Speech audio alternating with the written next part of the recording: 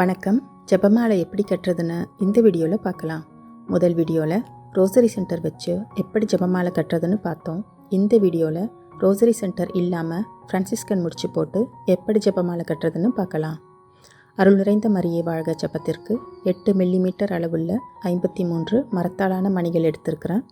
விண்ணுலகில் இருக்கிற எங்கள் தந்தைய ஜெபத்துக்கு 12 மில்லிமீட்டர் அளவுள்ள 6 ஓவல் வடிவ மணிகள் எடுத்திருக்கிறேன். கட்டுறதுக்கு 2.25 மீட்டர் கயிறு தேவைப்படும். ஒரு சிலுவை எடுத்திருக்கிறேன். ஸ்கேல், கத்திரிக்கோல், லைட்டரும் தேவைப்படும். முடிச்சு போடுறதுக்கு ஒரு டூலும் எடுத்திருக்கிறேன். கயிறோட முனையை லைட்டர் அல்லது மெழுகுவத்தி வச்சு சூடாக்கி உருக்கிக்கலாம். அப்போ தான் கயிறு பிரியாது. ரோசரி சென்டர் இல்லாமல் ஜெபமாலையை தொடங்குறதுக்கு 20 சென்டிமீட்டர் அளவு கயிறை அளந்து விட்டுட்டு முதல் முடிச்சை போடலாம். கயிறை டூல் மேலே ஒரு எக்ஸ் இழுத்து வரா மாதிரி வச்சு உள்பக்கமாக சுற்றணும்.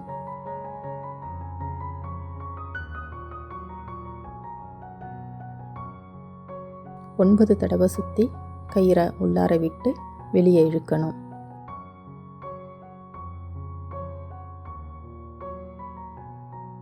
மெதுவாக பொறுமையாக இழுத்தோம்னா முடிச்சு வந்துடும். இந்த முடிச்சை ஃப்ரான்சிஸ்கன் முடிச்சுன்னு சொல்லுவாங்க.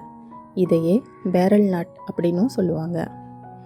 மணிகள் பெருசாக இருக்கிறதால நான் 9 தடவை சுற்றுறேன். அப்போ தான் முடிச்சு நீளமாக வரும். நீங்கள் 5, 7ன்னு குறைவாக கூட சுற்றலாம். முதல் முடிச்சு போட்டதுக்கு அப்புறம் 10 மணிகளை கோக்கலாம். 10 மணி கோத்ததுக்கு அப்புறமா 2வது முடிச்சு போடலாம். அதே எக்ஸ் மாதிரி வச்சு 9 தடவை சுற்றி இழுத்து முடிச்சு போடலாம். ஜெபமாலை மணிகளை உருட்டி ஜெபம் சொல்கிறதுக்கு 1 மணி அல்லது 1 சென்டிமீட்டர் அளவு இடைவெளி வச்சு முடிச்சு போடணும்.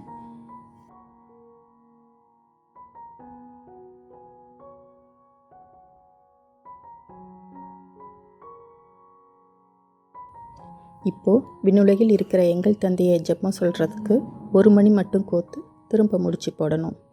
ஜெபமாலை கட்டுறதுக்கு 59 மணிகளையும் ஒரே மணிகளாகவும் வச்சு கட்டலாம். அல்லது 6 கர்த்தர் கற்பித்த ஜெபத்துக்கு மட்டும் இந்த மாதிரி வேறு வடிவில் இருக்கும் மணிகள் அல்லது அளவில் பெரிய மணிகள் அல்லது வேறு நிறத்தில் உள்ள மணிகளை வச்சு கட்டலாம். பார்க்க வித்தியாசமாக அழகாக இருக்கும்.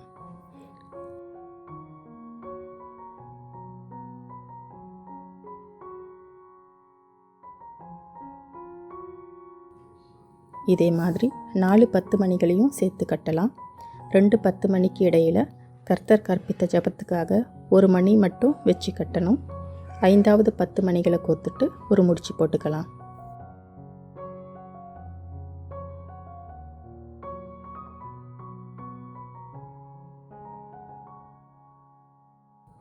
இப்போ 2 முனைகளையும் சேர்த்து ஒரு விண்ணுலகில் இருக்கிற எங்கள் தந்தைய ஜெபத்துக்கான ஓவல் வடிவ மணியை கோத்து இன்னொரு முடிச்சு போடலாம்.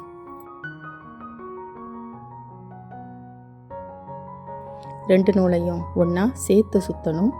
கயிறு மேலே ஏறாமல் இதே போல் 4 தடவை சுற்றணும்.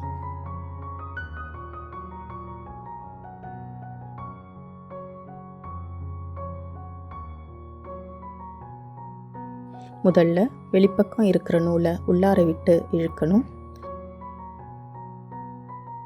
அடுத்தது உள்பக்கமாக இருக்கிற நூலையும் டூல் உள்ளார விட்டு இழுக்கணும்.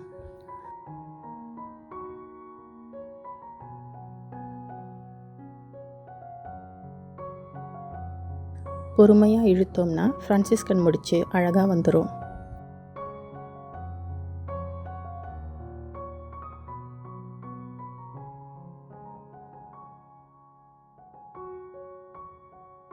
ரெண்டு நூலில் ஒரு சின்ன நூல் இருக்குல்ல, அதை வெட்டி சூடாக்கி கயிறு பிரியாமல் உருக்கிக்கலாம்.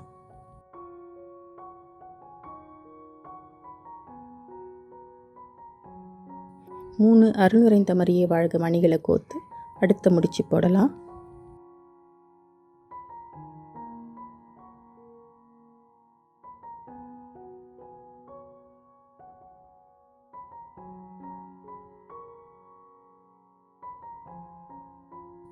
திரும்பவும் ஒரு விண்ணுலகில் இருக்கிற எங்கள் தந்தையை மணியை சேர்த்து அது கூட சிலுவையையும் சேர்க்கலாம்.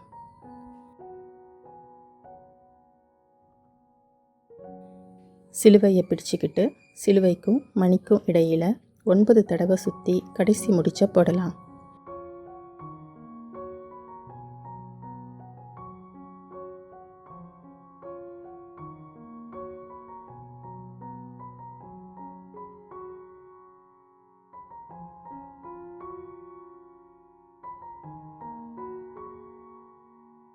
கயிறை நல்லா இறுக்கமாக இழுத்த பிறகு கயிறை வெட்டிட்டு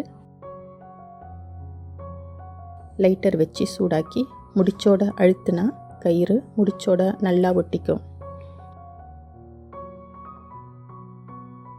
பாருங்கள், ரோசரி சென்டர் இல்லாமல் ஒரு சிலுவையை மட்டும் வச்சு ஃப்ரான்சிஸ்கன் முடிச்சு போட்டு ஒரு ஜெபமாலை கட்டியாச்சு. இந்த வீடியோ உங்களுக்கு பிடிச்சிருந்ததுன்னா லைக் பண்ணுங்கள், ஷேர் பண்ணுங்கள், கமெண்ட் பண்ணுங்கள், சேனலை சப்ஸ்கிரைப் பண்ணுங்கள். அடுத்த வீடியோவில் இன்னொரு ஜெபமாலை எப்படி கட்டுறதுன்னு பார்க்கலாம். நன்றி. மரியே வாழ்க.